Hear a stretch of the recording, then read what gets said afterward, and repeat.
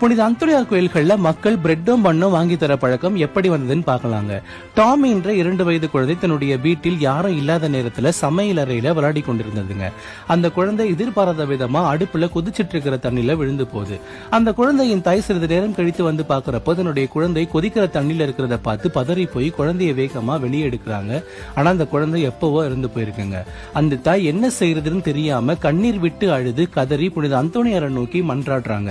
அந்தோனியாரே, என் குழந்தையை எப்படியாவது உயிரோட மீட்டு கொடுங்க. அப்படி கொடுத்தீங்கன்னா என்னுடைய குழந்தையினுடைய எடைக்கு சமமான ரொட்டி துண்டுகளை வாங்கி ஏழைகளுக்கு உணவளிக்கிறேன்னு சொல்லி வேண்டிக்கிறாங்க.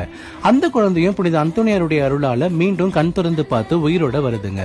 அந்த தாய் சந்தோஷம் அடைந்து புனித அந்தோனியாருக்கு நன்றி சொல்லி ஏழைகளுக்கு தான் வேண்டிக்கிட்டபடியே ரொட்டி துண்டுகளை வாங்கி கொடுக்கறாங்க.